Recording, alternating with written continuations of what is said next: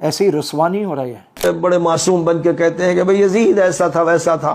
یزید کو کس نے پالا تھا، کس نے پوسا تھا، کس گھر میں شراب کی خرید فروخت ہوتی تھی، وہ تفصیل سے میں بڑے بڑے علماء محدثین کے اقوال میں بیان کر چکا ہوں کہ معاویہ کے یہاں شراب کی خرید فروخت ہوتی، معاویہ کا سود جائز تھا، معاویہ کے یہاں ریشم کے کپڑے پہنے جاتے تھے، معاویہ کے یہاں صحابہ کی گردنیں کاٹی جاتی تھی، معاویہ کے یہاں حضرت علی کو گالی دی جاتی تھی، حضرت فاطمہ جو خواتین جنت کی سردار ہیں ان کو گالی بکی جاتی تھی، حسین و حسن کو قتل کروایا اور دھمکیاں دی اور ان کو گالیوں سے نوازا جاتا تھا. وہ گھر تھا جہاں یہ ہوتا تھا.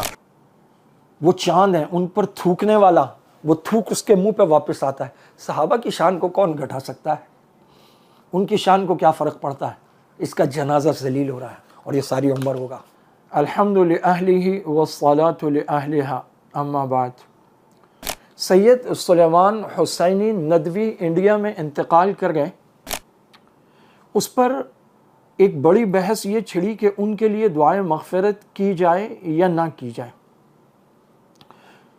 سلمان ندوی جو کچھ لکھتے آ رہے ہیں گزشتہ چند برسوں سے، اور پھر آخرکار انہوں نے ویڈیوز پر سامنے آ کر جو کچھ کہنا شروع کیا، اس میں سے اگر ہم کچھ چیزیں دیکھیں تو ان کا کہنا یہ ہے کہ آپ صلی اللہ علیہ وسلم کے بعد ابو بکر و عمر رضی اللہ عنہما العیاذ باللہ خلافت کے حقدار نہیں تھے بلکہ حضرت علی تھے. چنانچہ وہ یہ کہتے تھے کہ یہ خلافت غصب ہوئی ہے، اور یہی گستاخان صحابہ اور ایرانی مجوسیوں کا پورا پروپیگنڈا کہتا ہے اور ان کا سارا لٹریچر کہتا ہے. انہوں نے صاف لفظوں میں یہ لکھا، ان کی کتابیں ہیں، کچھ ہے علماء اہل سنت سے سوالات اور تہذیب الحدیث، مختلف ان کے کتابیں. انہوں نے کہا حضرت ابو ہریرہ رضی اللہ تعالیٰ عنہ جو تمام راویان حدیث میں سب سے بڑے راوی ہیں، تعداد کے لحاظ سے سب سے زیادہ احادیث مبارکہ ان سے مروی ہیں، ان کے بارے میں کہا کہ سرکاری مولوی تھے، کچھ احادیث گول کر گئے. سقیفہ بنی ساعدہ جہاں مقدس ترین جماعت نے مقدس ترین دستاویز کو وجود دیا اور خلافت کا مسئلہ بغیر کسی نزاع کے حل ہوا، اس کے بارے میں کہتے ہیں کہ سقیفہ بنی ساعدہ میں حضرت عباس اور حضرت علی رضی اللہ عنہما کو نعوذ باللہ دھوکہ دیا گیا. ان کا کہنا یہ ہے کہ سیدنا علی المرتضیٰ رضی اللہ تعالی عنہ کے خلاف خروج کرنے والے تمام لوگ فاسق ہیں، فاجر ہیں، ظالم ہیں، قاتل ہیں، حتیٰ کہ مردود الشہادہ ہیں. اور یہ وہ چیزیں جو خود سیدنا علی المرتضیٰ رضی اللہ تعالیٰ عنہ نے بھی نہیں فرمائی، اور صحابہ میں سے کسی نے کی. صحابہ کی بہت بڑی تعداد اس وقت موجود تھی.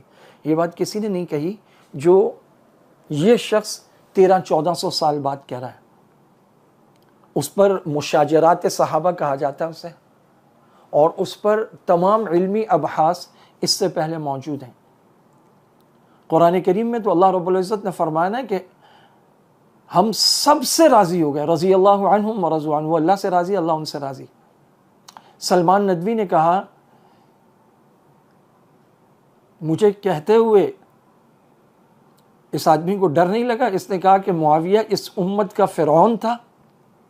پھر اس نے کہا کہ حضور نے کہا اگر معاویہ کو تم میرے منبر پر دیکھو تو قتل کر دو. پھر اس نے کہا کہ معاویہ کے گھر میں شراب چلتی تھی اور شراب کی خرید و فروخت ہوتی تھی. پہلے تو کہا کہ یزید شرابی ہے، تو وہ تو جو بھی معاملہ تھا وہ یزید کا معاملہ ہے، ہم نہ یزید کے وکیل ہیں نہ ہم سے کو غرض ہے. لیکن کہا کہ معاویہ کے گھر میں شراب کی خرید و فروخت ہوتی تھی، ریشم پہنا جاتا تھا اور لیا جاتا تھا، سونا استعمال ہوتا تھا، اور وہ سرعام سیدنا امیر معاویہ رضی اللہ تعالیٰ عنہ کو جہنمی لکھتا رہا، کہتا رہا صراحتاً. اس نے کسی کی شرم نہیں کی. آج جب وہ مرا ہے تو کہتے ہیں کہ اپنے مردوں کا اچھا ذکر کرو، یہ حدیث ہے، بلا شک و شبہ یہ حدیث ہے. اس پر ایک بہت بڑے عالم پاکستان سے انہوں نے فرمایا، اور مولانا سلمان بجنوری نے انڈیا سے بھی فرمایا، انہوں نے کہا یہ انسان کی ذاتی جو کمیاں ہیں، کوتاہیاں ہیں، بدعملیاں ہیں، ان کے بارے میں ہے کہ اگر اس کی کوئی بدعملیاں تو انتقال ہو گیا اس کا، اب اس کی بدعملیوں کا چرچا کر کے تم کیا کرو گے؟ تو ان کی اچھائیاں ذکر کرو، برائیاں ذکر نہ کرو۔ لیکن یہ جو فکری گمراہیاں ہیں، جو نظریاتی گمراہیاں ہیں، اور وہ بھی ان لوگوں کی جو مقتدا ہوں، جو رہنما ہوں، جن سے لوگ سیکھتے ہوں۔ اگر ہم یہ کہیں کہ دارالعلوم دیوبند کے بعد دینی علوم کی طرف نسبت رکھنے والا سب سے بڑا اور مشہور ادارہ اگر انڈیا بر صغیر پاک و ہند میں کوئی ہے تو وہ ندوۃ العلماء ہے۔ یہ نمونہ وہاں موجود تھا جو صحابہ کو جہنمی کہے۔ قرآن کریم میں اللہ تعالیٰ فرماتے ہیں وہ سارے کے سارے جنتی ہیں۔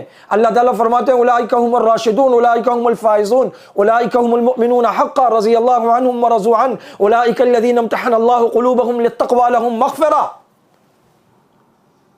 والزمهم کلمۃ التقوى وكانوا احق بها واهلها۔ تمام امت یہ کہتی ہے کہ حضرت معاویہ رضی اللہ تعالیٰ عنہ دروازہ ہیں، اس دروازے کی حفاظت کرو۔ اس شخص نے ایرانی مجوسیوں کے افکار ایک مسلمان کے روپ میں پیش کیے۔ وہاں انڈیا سے پتہ چلا کہ دارالعلوم دیوبند کے کسی بڑے عالم دین نے، میں جان بوجھ کے نام نہیں لے رہا، وہاں فون کیا اور پوچھا کہ آخر میں تائب ہوئے، کوئی ندامت؟ انہوں نے کہا نہیں، کوئی ندامت نہیں، وہ تو آخر تک حضرت معاویہ کو برا کہنا اور ان پر طعن و تشنیع جائز سمجھتے تھے۔ تو استاد صاحب نے فرمایا کہ اچھا اگر توبہ کی خبر آتی تو ہم ان کے لیے ایصال ثواب کرتے تھے۔ تو وہاں تو بات یہ ہو رہی کہ ایصال ثواب تک نہ کیا جائے، یہاں لوگ مغفرت کی دعائیں کروا رہے ہیں۔ آپ بات یہ ہے کہ اگر آپ اس آدمی کے لیے مغفرت کی دعائیں کرتے ہیں، اس کو ہلکا لیتے ہیں، تو آپ امت کو یہ بتا رہے ہیں کہ جو صحابہ پہ بھونکتے ہیں، جو زبان تان دراز کرتے ہیں، ان کے لیے ان کے جنازے بھی ہو سکتے ہیں، ان کی مغفرت کی دعائیں بھی ہو سکتی ہیں۔ قرآن کریم کی صراحتاً خلاف ورزی ہے کسی ایک صحابی کو جہنمی کہنا۔ اللہ تعالیٰ ان سب کے بارے میں کہہ رہے ہیں، اللہ تعالیٰ حضور سے کہہ رہے ہیں کہ آپ ان کو معاف کر دیں، بلکہ آپ ہم سے درخواست کریں، ہم سے دعا کریں ان کی مغفرت کے لیے۔ اور یہ 1400 سال بعد جج لگ کے بیٹھا ہوا ہے، کہا جا رہا ہے جی مر گیا تو اس کی برائیوں کا ذکر۔ صحابہ کرام کو تو 1300-1400 سال ہو گئے ہیں، ان کو تو فوت ہوئے 1300-1400 سال ہو گئے، ان کی گواہیاں تو کتاب اللہ نے دی ہیں، رسول اللہ نے دی ہیں، وہ کافی نہیں تھی؟ یہ آدمی جج بن کے بیٹھا اور عدالت لگا لی۔ وہ لاہور کا ٹرٹر بڈھا جس نے حال ہی میں حضرت معاویہ رضی اللہ تعالیٰ عنہ کی گستاخی کی ریحان تاریخ کے پروگرام میں، جواد نقوی عروۃ الوثقی والا، اس سے پہلے وہ تمام صحابہ کی گستاخی کر چکا ہے، اور اس نے یہ کہا تھا کہ ایرانی ملت یا امت وہ کھڑی ہے پیشوا کے ساتھ، جبکہ اس دور میں صحابہ کے بارے میں گستاخی کی کہا، بھاگ گیا تھا نعوذ باللہ چھوڑ کر۔ اس بد نسل بڈھے نے بڑے اس کے القاب لکھ کر کہا کہ دیوبندیوں کا بڑا محقق العصر چلا گیا۔ اس کے علاوہ اور بھی کئی لوگ ہیں، وہ گستاخان صحابہ، منکرین قرآن، جو اس کے مرنے پر تعزیت کا اظہار کر رہے ہیں۔ وہ جیسے کہا تھا نا اذا اتت کا مذمتی من ناقص فہذا دلیل بانی کامل، جب کوئی چریا قسم کا چھچھورا ہلکا آدمی میری مذمت کر رہا ہوگا تو یہ اصل میں اس بات کی دلیل ہے کہ میں کامل ہوں۔ جب دشمنان صحابہ اور گستاخان صحابہ تمہیں وقت کا خطیب علامۃ الدہر اور محقق دورہ مان رہے ہو، یہ اس بات کی دلیل ہے کہ تمہارے پاؤں لڑکھڑا گئے۔ ہمیشہ سے ان کے انداز میں نخوت تھی، تکبر تھا۔ آپ کسی صحابی کے بارے میں جب یہ لفظ کہیں گے کہ نعوذ باللہ سرکاری مولوی تھا، حدیث گول کر گیا، تو کس قدر حقارت ہوگی آپ کے دل میں صحابہ کی۔ اور یہ اب سے نہیں ہے، کوئی ایک آدھ دو ویڈیوز کی بات نہیں ہے، یہ تو وہ دیدہ دلیر آدمی ہے کہ اس نے اس کے وہ مندرجات حضرت شیخ الاسلام تک پہنچے، انہوں نے اس کو جواب بھی دیا۔ اس نے کہا کہ قرآن کے پاروں کی ترتیب بدلی جائے، یہ جو ترتیب ہے اس میں معانی ابھی مکمل نہیں ہوئے ہوتے کہ پارا مکمل ہو جاتا ہے، تو یہ تو قرآن کی ترتیب میں تبدیلی کی بات کر رہا ہے۔ اور یہی بات ایرانی مجوسی گستاخان صحابہ منکرین قرآن کرتے ہیں۔ اس نے گستاخان صحابہ کو، منکرین قرآن کو، منکرین زکوٰۃ کو راستہ دیا، طاقت دی، ہمت دی، کندھا فراہم کیا، اور کہنے والے اٹھ کر کہنے لگے کہ دیکھو یہ تو مسلمانوں میں سے، اہل سنت میں سے علماء اٹھ کر تحقیق کر رہے ہیں، اور تحقیق کے نام پہ وہ خباثتیں، وہ رذالتیں، وہ بدبختیاں، وہ شقاوتیں۔ ندوۃ العلماء کے نام کو ڈبویا، اس کا بیڑا غرق کر دیا۔ رہی صحیح عزت خاک میں ملا دی. میں کہہ رہا ہوں رہی صحیح, پوری تو پہلے بھی جتنی ہے سب کو پتا ہے. اس بات میں کس بحث کی ضرورت ہے کہ اس کے لیے دعائیں یہ وہ لوگ ہیں ان تستغفر لهم او لا تستغفر لهم ان تستغفر لهم 70 مرة فلن يغفر اللہ. صحابہ کو گالیاں دینے والا, صحابہ کو جہنمی کہنا, یہ میں کیا کہوں. ابھی آپ ہوتے کون ہیں جن کے قرآن گواہیاں دے آپ ان کو جہنمی کہہ رہے ہیں؟ جو ان کے عقائد اور نظریات اٹھا کر دیکھیں, یہ آدمی بدبختی کی آخری انتہاؤں پر پہنچا ہوا تھا. ایسے آدمی کے لیے کہا کہ دعائیں مغفرت, لیکن پھر بھی اگر کسی کو لگتا ہے کہ اس کی دعائیں مغفرت سے یہ بچ سکتا ہے تو کریں. یہ بتائیے, جب کوئی شخص خودکشی کرتا ہے تو کیوں منع کیا جاتا ہے کہ علماء, معزز لوگ, معززین علاقہ بڑے اس کے جنازے میں نہ جائے؟ شریعت منع کرتی ہے تاکہ اس شخص نے جو فعل بد کیا ہے اس کی حوصلہ شکنی ہو, جو لوگ دیکھیں وہ عبرت پکڑیں, وہ کہیں یار خودکشی نہیں کرنی چاہیے, بڑا گندا کام ہے, دیکھو لوگ جنازے تک میں نہیں آتے. کہا چند غیر معروف لوگ اور قریبی رشتہ دار بٹ ٹھیک ہے جنازہ پڑھیں اور دفنا دیں.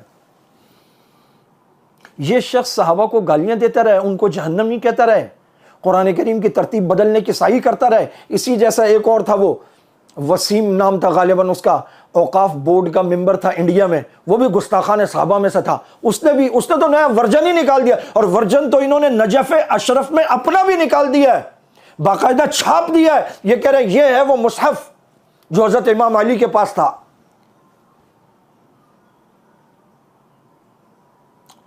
اور یہ کہتا رہا سلمان ندوی کہ جس طرح بیت المقدس عالمی کنٹرول میں ہے, مکہ اور مدینہ کو عالمی کنٹرول میں لیا جائے, اور سیم یہی بات ایرانی کہتے ہیں, سیم یہی بات ایران کہتا ہے.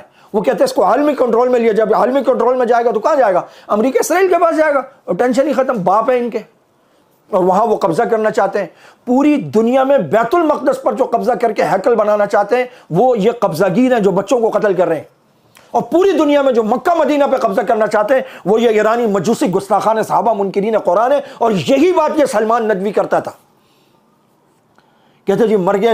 یہ جو اس کی فکری برائیاں ہیں, جو اس نے امت کو گمراہ کیا ہے, جس کی وجہ سے لوگوں میں ارتداد پھیلا, گمراہی پھیلی, تو یہ تو ان کی حوصلہ افزائی کرنے والی بات ہے.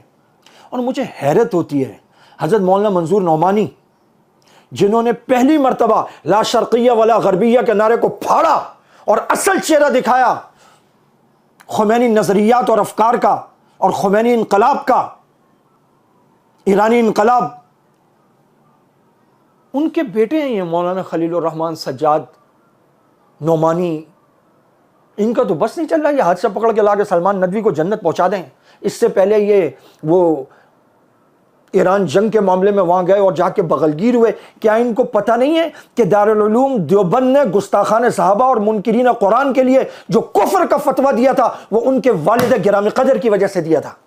پورا بر صغیر پاک و ہند مشکور ممنون ہے, زیر بار احسان ہے, زیر بار گراں ہے ان کے والد گرامی قدر کا. اور یہ اس کے نام کو ہم بھی ان کو بڑے شوق سے سنتے تھے, دجال کے معاملے پر, قیامت کے معاملے پر, فلاں معاملے پر. لیکن سچی بات یہ ہے جس کا کام اسی کو ساجے, جس کا میدان ہے اسی کو پتا ہوتا ہے. یہ ان کا میدان نہیں ہے, اس لیے ان کو پتہ ہی نہیں ہے کہ گستاخان صحابہ کیا کر رہے ہیں, منکرین قرآن کیا کر رہے ہیں, عقیدہ بدع کیا ہے, عقیدہ امامت کیا ہے. آج نئی نسل نہ وہ درسگاہ سے سیکھ رہی ہے, نہ وہ والدین سے سیکھ رہی ہے, نہ وہ اساتذہ سے سیکھ رہی ہے. وہ سارے کے سارے سوشل میڈیا پہ بیٹھے ہوئے ہیں اور وہ سیکھ رہے ہیں. اور ان کو غامدی جیسے لوگ اور انجینئر مرزا جیسے لوگ اور یہ سلمان ندوی اور اس طرح کے دوسرے بغیرت یہ گمراہ کر رہے ہیں. اگر ایسے لوگوں کی حوصلہ افزائی کرو گے, وہ جو علل اعلان فاسق و فاجر ہو, زانی ہو, شرابی ہو, اس کے جنازے سے بھی منع کیا گیا معززین کو, علماء کو, عمائدین کو, کہ وہ اس کے جنازے میں نہ جائیں, تاکہ لوگوں کی حوصلہ شکنی ہو کہ دیکھو یہ برا آدمی تھا, اس کو تو جنازہ تک میں لوگ نہیں جاتے. تو سلمان ندوی کا جنازہ سارے پڑھ لیں, اس کے لیے سارے اصالہ ثواب کریں, اس کے لیے مغفرت کی دعائیں کریں. اب سے تھوڑی کر رہا ہے, اس نے صرف زبانی تھوڑی کیا, غلطی سے تھوڑی کیا, کوئی بھول چوک تھوڑی ہو گئی اس سے. وہ تو لوگوں کو دعوت دیتا تھا, وہ تو علل اعلان صحابہ. اس نے یہاں تک کہا کہ تمام کے تمام صحابہ قابل اعتماد نہیں ہیں. اس نے کہا حوض کوثر سے بہت سارے صحابہ کو نعوذ باللہ بھگا دیا جائے گا. اس آدمی کی دیدہ دلیری تو دیکھو, تو خود تھا کیا یہ؟ اور اگر کسی کو لگتا ہے جی ہماری دعائیں مغفرت سے اس کی مغفرت ہو جائے گی، اس کی بھی کرواؤ اور ساتھ اپنا حشر اس کے ساتھ ہونے کی دعا مانگو۔ قربان جاؤں پاکستان کے نامور عالم دین سید عدنان کاکا خیل، اللہ تعالیٰ ان سے پاکستان میں بہت بڑا کام لے رہے ہیں۔ میری اس ویڈیو کے مخاطب صرف پاکستانی نہیں ہیں، میرے مخاطب تو انڈینز بھی ہیں۔ ان کی میں عبارت پڑھ کے سناتا ہوں کیا لکھا ہے۔ مولانا عدنان کاکا خیل فرماتے ہیں حضرات صحابہ کرام رضوان اللہ علیہم اجمعین کی شان میں بدترین گستاخیوں اور زبان درازیوں کا مرتکب اور داعی اگر بغیر توبہ کے دنیا سے رخصت ہو جائے تو فقط فوت ہو جانے کی وجہ سے کسی اعزاز و تکریم کا مستحق نہیں ہو جاتا، اور نہ اس کی گمراہیوں کا بیان اور لوگوں کو اس سے بچنے کی تلقین کوئی بد اخلاقی یا شقاوت قلبی ہوتی ہے۔ عوام الناس کی ذاتی کمزوریوں اور گناہوں کی بعد از وفات تشہیر منع ہے، مگر مقتدائیت و پیشوائیت کے مدعیوں اور اپنے افکار زائغہ کو علمی دلائل سے مبرہن کرنے کے دعوے داروں کی گمراہیوں کا ان کی زندگی میں بوقت وفات اور بعد از وفات جب تک ان کی گمراہیوں کی بازگشت سنائی دیتی رہے رد کرنا اہل علم کا فریضہ ہے۔ ان کی وفات ہرگز ان کو یہ فائدہ نہیں دیتی کہ ان کے گمراہ نظریات کا رد روک دیا جائے۔ جب بھی ان کا تذکرہ ہوگا تو یہ کہا جائے گا موصوف کے افکار و نظریات زیادہ حق سے ہٹے ہوئے اور گمراہ کن تھے، اور موصوف اس امت کے سب سے اعلیٰ و عرفہ طبقہ یعنی حضرات صحابہ کرام رضوان اللہ علیہم اجمعین پر سب و شتم اور الزام و دشنام جیسے ناپاک افعال قبیحہ و شنیعہ کے مرتکب تھے۔ یہ ہے سید عدنان کاکا خیل جو ہمیشہ لکھتے ہیں سیدنا علی المرتضیٰ کا بیٹا ہوں، حسینی سید ہوں، سیدنا علی المرتضیٰ کا بیٹا ہوں، امیر معاویہ کا غلام ہوں۔ خدا کی قسم مجھے سمجھ میں نہیں آتا کون سی بدبختی انسان تک پہنچتی ہے جب اس کی زبان طعن صحابہ پہ دراز ہوتی ہے جن کی گواہیاں قرآن نے دی ہے۔ کوئی وزیر آپ کا، کوئی دوست آپ کو کسی کی سفارش کرے نا تو آپ اس کی سفارش مانیں۔ آپ صلی اللہ علیہ وسلم کی حدیث مبارکہ آپ نے فرمایا اللہ اللہ اللہ فی اصحابی، تمہیں اللہ کا واسطہ ہے۔ امام الانبیاء سید الانبیاء رسول اللہ آپ کو اللہ کا تمہیں اللہ کا واسطہ ہے، تمہیں اللہ کا واسطہ ہے، تمہیں اللہ کا واسطہ ہے، 3 مرتبہ فرمایا میرے صحابہ کے بارے میں۔ لا تتخذوہم من بعد غرضا، میرے بعد ان کو ہدف تنقید نہ بنانا۔ وہ جماعت اور قربان جاؤں علامہ خادم حسین رضوی رحمہ اللہ فرمایا دور دور کتے ہو مالکانو پہ گئے ہو اسی یہ تھاڑی تحقیقات چوک کے اسفل السافلین وچ تن دیاں گے، اور جنہاں تو رب راضی رب دا رسول راضی تسی انہاں تے پونک دے ہو۔ کوئی مداہنت، کوئی نرمی، کسی قسم کی کوئی بات نہیں۔ ذاتی طور پر تنہائی میں کوئی شخص ان کے لیے کچھ کرتا کرے، لیکن ایسا شخص جو امت کو گمراہ کر گیا، گمراہی کا ذخیرہ چھوڑ گیا، بالکل توبہ طائب نہیں ہوا۔ اور توبہ طائب دیکھیں جب آپ علی الاعلان کروڑوں لوگوں کو گمراہ کرتے ہیں تو پھر توبہ کسی کمرے کا کونے میں نہیں ہوتی، آپ کو بھی اس کا احساس ہوتا ہے کہ میں نے کیا غلاظتیں۔ وہ ایک تھا نا اس کو آخری عمر میں ہو گیا ہیضہ، تو اس کے منہ سے، ہیضے میں تو سبیلین کو جاتے ہیں، تو منہ سے پاخانہ نکل رہا تھا، اور اس نے صحابہ کرام پر ہذیان بکا تھا اور کتابیں لکھی تھی، تو وہ منہ سے نکلتی ہوئی غلاظت اور پاخانے کو دیکھ کر نا بڑے دکھ سے سامنے والے کو کہتا ہے اینچے است، فارسی تھا پرشین۔ اس نے کہا یہ کیا ہے؟ اس نے کہا یہ وہی غلاظت ہے جو تو نے اپنی کتاب میں کھائی ہے، وہی ہے، وہ نکل رہی ہے۔ ایسے ہی رسوا نہیں ہو رہی ہے، وہ چاند ہیں ان پر تھوکنے والا، وہ تھوک اس کے منہ پہ واپس آتا ہے۔ صحابہ کی شان کو کون گھٹا سکتا ہے؟ ان کی شان کو کیا فرق پڑتا ہے؟ اس کا جنازہ ذلیل ہو رہا ہے اور یہ ساری عمر ہوگا۔ صحابہ پر جو بھونکے گا، جو زبان لمبی کرے گا، وہ ذلیل ہوگا، ہونا بنتا ہے۔ حضرت مولانا سلمان بجنوری انڈیا سے ادام اللہ فیوزہم، کیا خوبصورت موقف آیا اور کتنا معتدل اکابر علماء اہل سنت اور ہمارے پورے اکابر اور تمام اس کی روح سے ایک بہترین موقف انہوں نے دیا ہے۔ انہوں نے فرمایا یہ نہیں ہو سکتا کہ ایک آدمی صحابہ پر زبان طعن دراز کرے گا اور پھر اس کے لیے دعائے مغفرت ہوگی اور اس کا یہ ہوگا وہ ہوگا، اس کو بھول جائیں گے۔ انہوں نے فرمایا اگر مرنے کا فائدہ ملتا ہے، فوت ہونے کا فائدہ ملتا ہے تو صحابہ کو تو 1400 سال ہو گئے فوت ہوئے۔ یہ کس طرح ان کی تنقیص کر رہا تھا۔ تلک امۃ قد خلت لہا ما کسبت ولکم ما کسبتم وَلَا تُسْأَلُونَ عَمَّا كَانُوا يَعْمَلُونَ. یہ تھی ایک امت، یہ گزر گئی. اللہ تعالیٰ تم سے نہیں پوچھیں گے کہ انہوں نے کیا کیا، اللہ تم سے پوچھیں گے تم نے کیا کیا.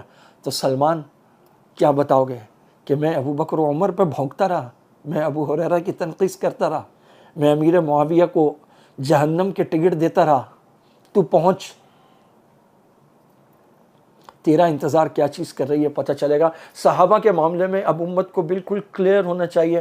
اس وقت جو کچھ ایران کر رہا ہے، اس وقت جو کچھ اسلامی ملکوں میں دہشت گردی ہو رہی ہے، جو اس وقت قبضہ گیر کر رہے ہیں، اس سب کے بعد امت کو یہ اس طرح کی باتیں چھوڑ دینی چاہیے. ہم بالکل کلیئر ہیں. جو صحابہ کے معاملے میں زبان طعن دراز کرتا ہے، تنقیص کرتا ہے، توہین کرتا ہے، گستاخی کرتا ہے، کمی کرتا ہے، کچھ بھی کرتا ہے، ایسا آدمی ناقابل معافی ہے. یہ گستاخان صحابہ کی صف میں کھڑا ہے اور زیادہ تکلیف انہی کو ہو رہی ہے، انہی کے زیادہ تعزیتی پیغام آ رہے ہیں.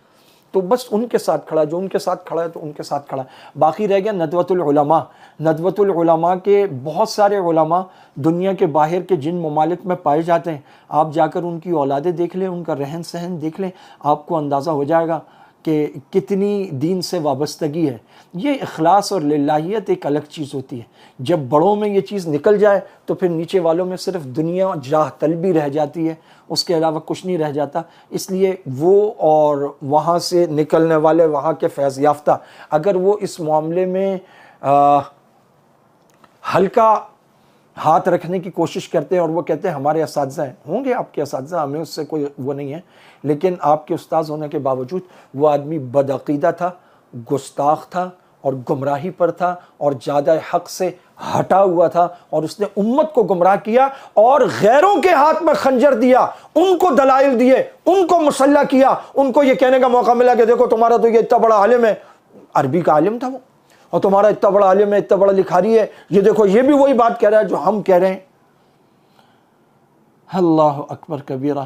ہر وہ شخص، اور یہ بدبختی ایک دن میں نہیں آتی، جب آدمی یہ گستاخیاں کرتا رہتا ہے، دل پہ نقطے لگتے رہتے ہیں، دل سیاہ ہو جاتا ہے، پھر ایسی بدبختی ہوتی ہے کہ وہ مر جاتا ہے، لیکن اس کو لگتا ہے کہ میں صحابہ کو برا کیا ٹھیک کہہ رہا ہوں.